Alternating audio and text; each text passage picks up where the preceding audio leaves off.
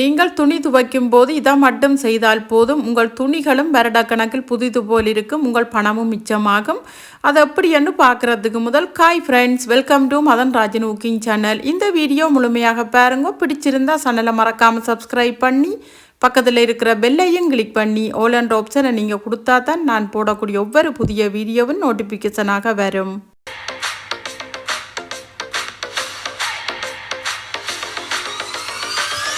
Tips number 1.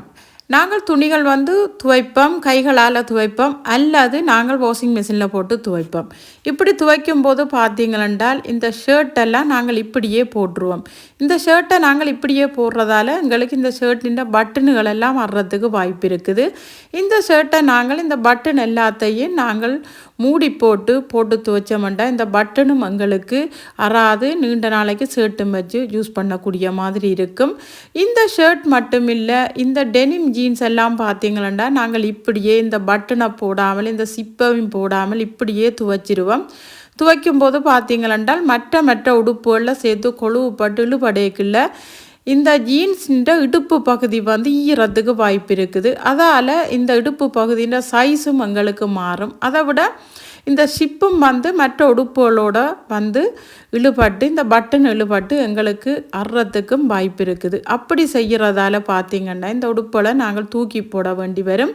அதே மாதிரி பார்த்தீங்களென்றால் இந்த டிஷர்ட்லாம் எங்களுக்கு இதே போல் சின்ன ஷிப் இருக்கும்.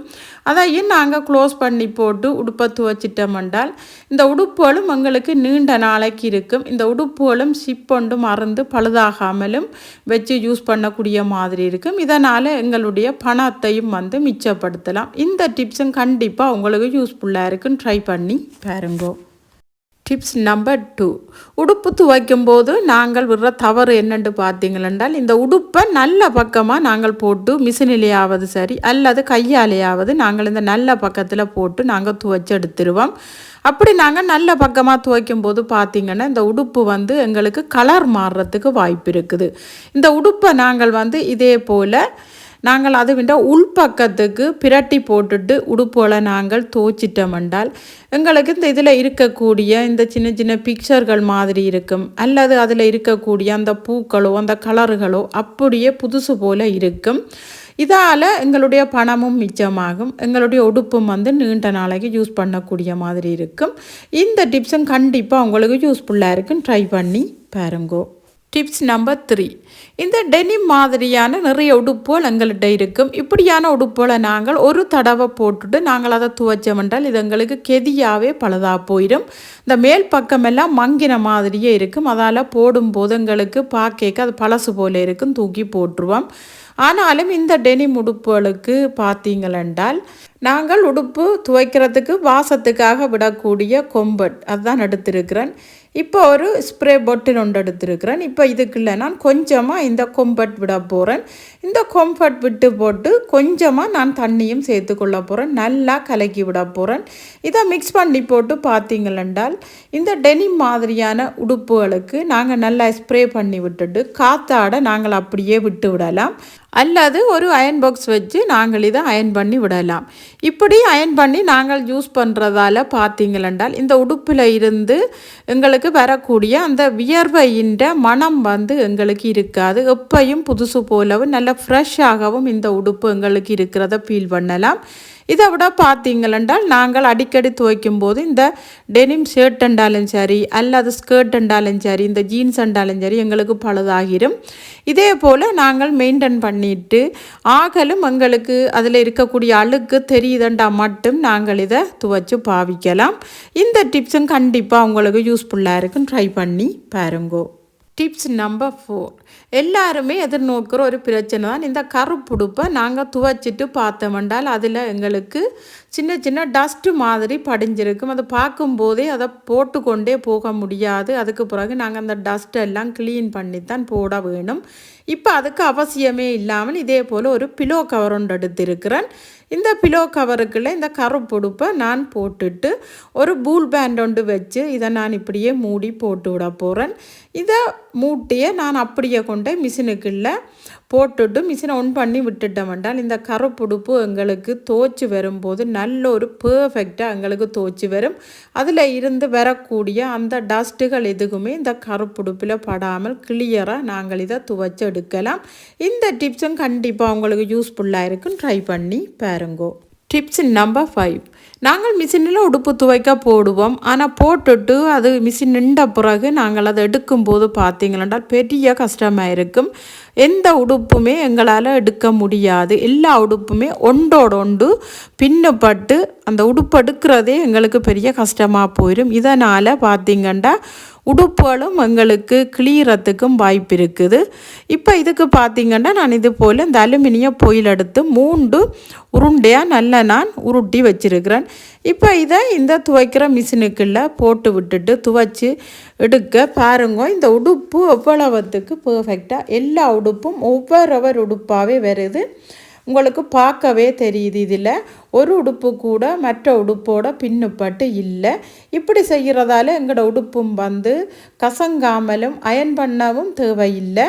நீண்ட நாளைக்கும் உடுப்பை வச்சு யூஸ் பண்ணலாம். இந்த டிப்ஸும் கண்டிப்பாக உங்களுக்கு யூஸ்ஃபுல்லாக இருக்கும். ட்ரை பண்ணி பாருங்கோ. Tips number 6. நிறைய வீடுகளில் பார்த்திங்கன்னா இந்த துவைக்கிற உடுப்புகள் நிறைய வீணாகும். ஏனென்றால் கலர் உடுப்புகளை நாங்கள் போட்டு துவைக்கும் போது அதில் இருக்கிற கலர் மற்ற உடுப்பில் ஒட்டும். இப்போ இதுக்கு அவசியமே இல்லை. பார்த்திங்களென்றால் வீட்டில் நாங்கள் சமையலுக்கு யூஸ் பண்ணக்கூடிய உப்பு தான் எடுத்திருக்கிறேன். இதுக்கு நான் ஒரு சொக்ஸும் எடுத்திருக்கிறேன். இப்போ இந்த சொக்ஸுக்குள்ளே ஒரு ஸ்பூன் உப்பை போட்டுட்டு இந்த சொக்ஸை இப்படியே கட்டி போட்டு அந்த மிஷினுக்குள்ளே போட்டு துவைச்சிட்டோம் என்றால் இந்த உடுப்பில் இருக்கக்கூடிய சாயங்கள் மற்ற உடுப்பில் பிறழாமல் இருக்கும். இப்படி செய்கிறதால எங்களோட உடுப்பை நாங்கள் பாதுகாத்து நீண்ட நாளைக்கும் வச்சு யூஸ் பண்ணலாம். இந்த டிப்ஸும் கண்டிப்பாக உங்களுக்கு யூஸ்ஃபுல்லாக இருக்கும். ட்ரை பண்ணி பாருங்க. Tips number 7. கூடுதலாக எல்லா வீடுகள்லேயும் பார்த்தீங்களென்றால் இந்த சொக்ஸ் ஏதாவது ஒரு சொக்ஸ் காணாமல் போகும். அல்லாது இந்த சொக்ஸ் அல்லது சிறிய நாங்கள் டிஷர்ட்டுகள் அப்படி போட்டு துவைக்கும் போது பெரிய உடுப்புகளுக்குள்ளே போய் இது எங்களுக்கு சிக்கப்பட்டுடும். இதை தேடி எடுத்து காய விடுறதே பெரிய வேலையாக போடும். இப்போ இதுக்கு பார்த்தீங்களென்றால் நான் ஒரு பூல் பேண்ட் ஒன்று எடுத்துருக்கிறேன். இந்த சொக்ஸ் எல்லாத்தையும் நான் இப்போ ஒன்றா சேர்த்து கொள்ள போகிறேன். ஒன்றா சேர்த்து போட்டு இந்த கால் பக்கத்தை விட்டுட்டு நாங்கள் போடக்கூடிய அந்த மேல் பக்கத்தை நான் இந்த பூல் பேண்டால் கட்டி விட போகிறேன். இப்படி ஏன் நான் மேல் பக்கத்து கட்டுறேன்னு பார்த்தீங்களென்றால் இந்த பாத பகுதியில் தான் எங்களுக்கு அதிக அளவு அழுக்கு இருக்கும். அதால் நான் இந்த பாத பகுதியை விட்டு மேல் பகுதியில் இந்த பூல் பேண்டால் நான் கட்டி விட்டுட்டேன். இப்படியே நாங்கள் போட்டு மிஷினில் துவைக்கிறதால சொக்ஸும் எங்களுக்கு ஒன்று கூட தவறுபடாது. தேடி எடுக்க வேண்டிய தேவையும் இல்லை. எல்லா சொக்ஸும் எங்களுக்கு எடுத்து காய விடுறதுக்கும் ஈஸியாக இருக்கும். பெரிய உடுப்புகளுக்குள்ளேயும் இந்த சொக்ஸும் போகாது. இந்த டிப்ஸும் கண்டிப்பாக உங்களுக்கு யூஸ்ஃபுல்லாக இருக்கும். ட்ரை பண்ணி பாருங்கோ. Tips number 8. நாங்கள் இந்த வாஷிங் பவுடரை போட்டு துவைக்கிறதால சில உடுப்புகள் நாங்கள் துவைச்சி முடிய காய விட எடுக்கும்போது இதே போல் இந்த பவுடர் இதில் ஒட்டி இருக்கும். இதால் எங்களுக்கு திருப்பி துவைக்கிற வேலை வந்துடும். இதுக்கு அவசியமே இல்லாமல் நான் இது போல் ஒரு கப் எடுத்திருக்கிறேன். அதுக்குள்ளே கொஞ்சமாக சூடுள்ள தண்ணி எடுத்திருக்கிறேன். நல்லா கொதி தண்ணி தேவையில்லை. தேவையான அளவு வாஷிங் பவுடரை இதுக்குள்ளே போட்டுட்டு மிக்ஸ் பண்ணி போட்டு நாங்கள் துவைக்கும் போது உடுப்புகளை வாஷிங் மிஷின்லையாவது சரி அல்லது கையால் துவைக்கும் போது என்றாலும் நாங்கள் இதே போல் துவைச்சிட்டோம் என்றால் இந்த உடுப்புகளில் எங்களுக்கு ஒட்டாமல் உடுப்பு நல்லா கிளியராக வரும். இங்கே பாருங்க, நான் இந்த டிஷர்ட்டை காட்டுறேன் உங்களுக்கு. எவ்வளவு பெர்ஃபெக்டாக நல்லா கிளியராக இது எங்களுக்கு துவைச்சி வந்திருக்குன்னு பாருங்க. இதனால் எங்களுடைய உடுப்பும் நல்லா கிளியராக துவைச்சி வரும். எங்களுடைய நேரமும் மிச்சமாகும். இந்த டிப்ஸும் கண்டிப்பாக உங்களுக்கு யூஸ்ஃபுல்லாக இருக்கும். ட்ரை பண்ணி பாருங்கோ. ஓகே ஃப்ரெண்ட்ஸ், இந்த டிப்ஸில் ஒரு டிப்ஸாவது கண்டிப்பாக உங்களுக்கு யூஸ்ஃபுல்லாக இருந்திருக்குமென்று நினைக்கிறேன். என்ன வரை யூஸ்ஃபுல்லான டிப்ஸ் அண்ட் ட்ரிக்ஸோடு உங்களை நான் சந்திக்கிறேன். இந்த வீடியோ உங்களுக்கு பிடிச்சிருந்தால் லைக், கமெண்ட், ஷேர் பண்ணுங்க. மறக்காமல் சப்ஸ்கிரைப் பண்ணுங்க. அப்படியே பக்கத்தில் இருக்கிற பெல்லையும் கிளிக் பண்ணுங்க.